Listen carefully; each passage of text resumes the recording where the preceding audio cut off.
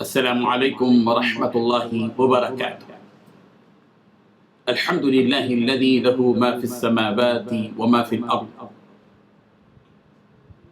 والصلاة والسلام علی من ارسل الى کافۃ الناس بشیرا ونذیرا، محمد وآلہ وصحبہ اجمعین۔ اما بعد، بزرگان محترم، یہ درس نمبر 520 ہے۔ سورہ انعام کی 2 آیتوں کی تشریح آپ کے سامنے رکھی جائے گی، آیت نمبر 12 اور 13۔ ان 2 آیتوں میں اس بات کو ثابت کیا گیا ہے کہ آسمان اور زمین کا خالق اور مالک کون ہے، اور اس بات کو بھی بتایا گیا ہے کہ اللہ تعالیٰ نے اپنی رحمت کو کس پر لازم کر لیا ہے، اور یہ بات بھی بتا دی گئی ہے کہ کل قیامت کے دن اللہ تعالیٰ ساری انسانیت کو جمع کریں گے،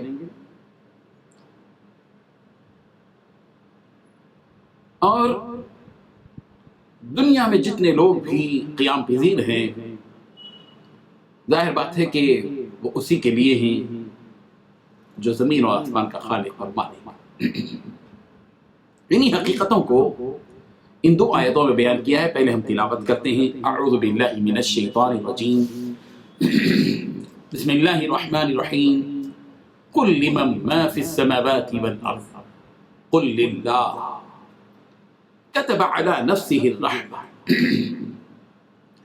ليجمعنكم إلى يوم القيامة لا ريب فيه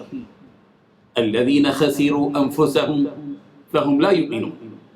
وَلَهُ مَا سَكَنَ فِي اللَّيْلِ وَالنَّهَارِ وَهُوَ السَّمِيعُ الْعَلِيمُ۔ لفظی ترجمہ یوں ہے، قل کہہ دیجئے پیغمبر، لمن کس کا ہے، ما جو کچھ فی السماوات آسمانوں میں ہے، والارض اور زمین میں ہے، قل کہہ دیجئے آپ ہی پیغمبر، للہ اللہ کے لیے ہے، کتب اس نے لازم کر لیا ہے، علی نفسہ اپنے نفس پر، الرحمہ مہربانی کرنا، لَيَجْمَعَنَّكُمْ یقیناً وہ تمہیں جمع کرے گا، إِلَى يَوْمِ الْقِيَامَةِ قیامت کے روز، لا ریب فیہ اس میں کوئی شک نہیں، الذین جن لوگوں نے خسروا خسارے میں ڈالا، انفسہم اپنے آپ کو، فہم تو وہ، لا یؤمنون ایمان نہیں لاتے،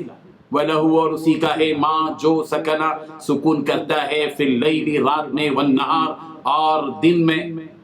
وہوا اور وہ، السمیع خوب سننے والا، العلیم خوب جاننے والا ہے۔ ترجمہ یوں ہے، کہو کہ آسمان و زمین جو کچھ ہے کس کا ہے، کہہ دو اللہ کا،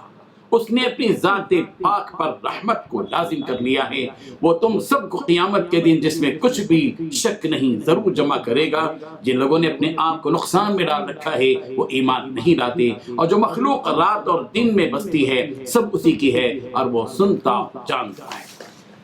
ان 2 آیتوں میں اللہ تبارک و تعالیٰ نے 6 باتیں بتائی ہیں۔ پہلی بات، آپ فرما دیجئے کہ کس کی ملکیت میں ہے جو کچھ آسمانوں میں ہے اور زمینوں میں ہے۔ دوسری بات، آپ فرما دیجئے کہ یہ سب اللہ ہی کے لیے ہے۔ تیسری بات، اللہ تعالیٰ نے اپنے اوپر رحمت کرنا لازم کر لیا ہے۔ چوتھی بات، وہ ضرور تم کو قیامت کے دن جمع فرمائے گا جس میں کوئی شک نہیں۔ پانچویں بات، جن لوگوں نے اپنی جانوں کو نقصان میں ڈالا وہ ایمان نہیں لائیں گے۔ چھٹویں بات، اسی کے لیے ہے جو ساکن ہے رات میں اور دن میں، اور وہ سننے والا جاننے والا ہے۔ بزرگان محترم، انسان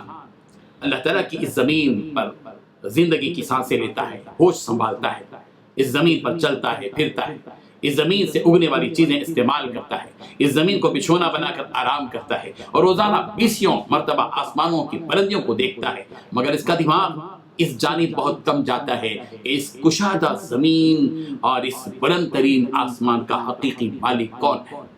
عام انسانوں اور اللہ کے مومن بندوں کے درمیان اس قدر فرق تو ہونا چاہیے کہ مومن بندے اپنے خیالات اور افکار میں اس قدر وسعت رکھیں کہ ان کی نگاہ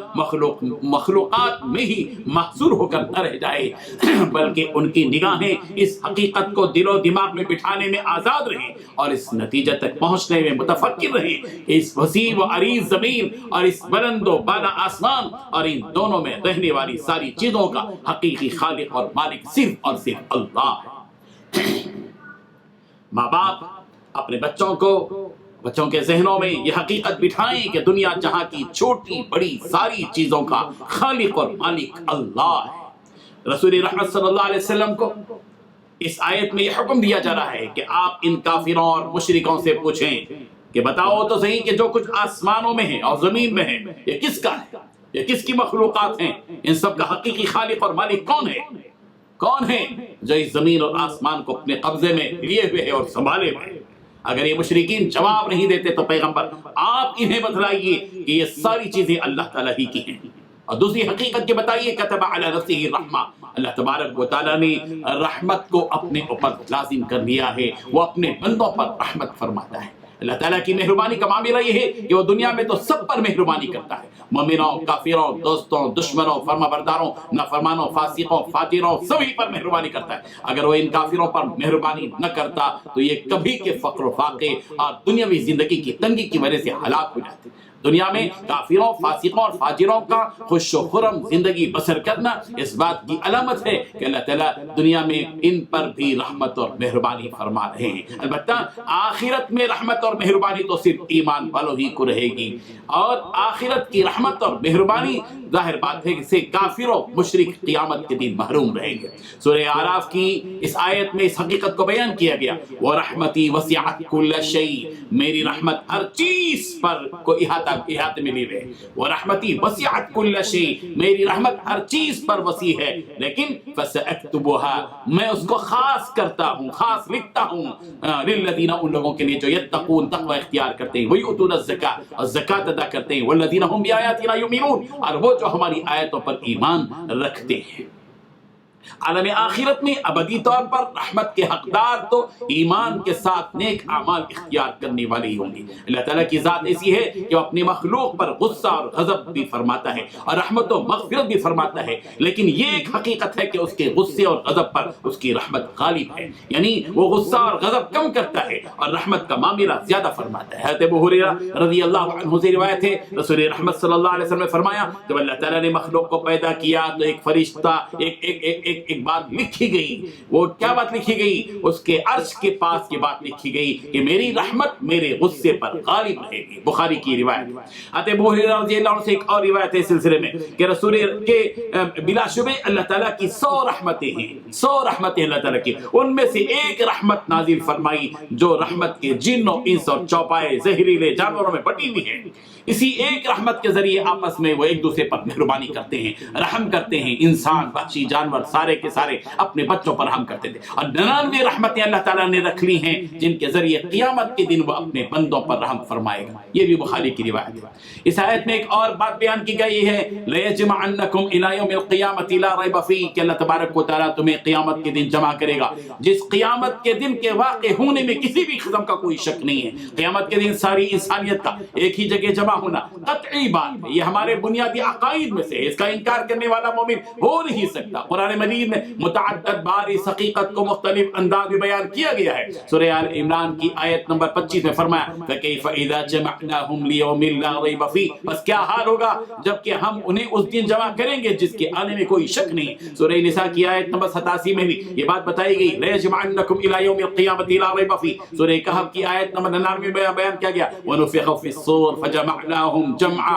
اور سور پھونک دیا جائے گا پھر سب کو اکٹھا کر کے ہم جمع کر لیں گے۔ سورہ شورى کی آیت نمبر 29 میں یہ بات بتائی گئی وَهُوَ عَلَىٰ جَمْعِهِمْ إِذَا يَشَاءُ قَدِيرٌ، کہ اللہ تبارک و تعالیٰ جب چاہے انہیں جمع کرنے کی طاقت و قدرت رکھتا ہے۔ اس آیت میں حقیقت بھی بیان کی گئی کہ جن لوگوں نے اپنے آپ کو کفر و شرک کی گندگی میں ڈال کر خسارے میں ڈال دیا اور فطری دین اور مذہب کو ماننے سے انکار کیا، اللہ تعالیٰ نے انہیں جو عقل دی تھی اس عقل سلیم سے کام نہیں لیا، وہ لوگ اپنی جانوں کو ضائع کر چکے، ان کی قسمت میں وہ ایمان نہیں ہے جو نیک بخت لوگوں کو ان کے حصے میں ملتا ہے۔ بھاری نقصان جان و مال کا نقصان نہیں ہے، اصل نقصان اور سب سے بڑا نقصان اس شخص کا ہے جس نے اپنے آپ کو دین حق سے محروم کر لیا، ایمان سے محروم کر لیا۔ اور آخر میں بات بتائی گئی وَلَهُ مَا سَكَنَ فِي اللَّيْلِ وَالنَّهَارِ، اس کا مطلب یہ کہ جو چیز رات اور دن میں ساکن ہے، یعنی جو کچھ رات اور دن میں ٹہرا ہوا ہے وہ اللہ ہی کی مخلوق ہے۔ اللہ تعالیٰ کی شان یہ ہے کہ وہ سننے والا بھی ہے اور جاننے والا بھی ہے۔ جب بندہ دنیا میں اس یقین کے ساتھ جیتا ہے کہ اس کا رب سن بھی رہا ہے جو وہ کچھ کہہ کہہ رہا ہے اور دیکھ رہا ہے جو کچھ کہ وہ کر رہا ہے، تو پھر تو اس کے گناہوں پر بریک لگ جائے گا۔ اللہ تعالی ہم سب کو ان آیات پر غور و فکر کرنے کی، تدبر و تفکر کرنے کی توفیق عطا فرمائے۔ وآخر دعوانا ان الحمد للہ رب العالمین۔ لا إله إلا الله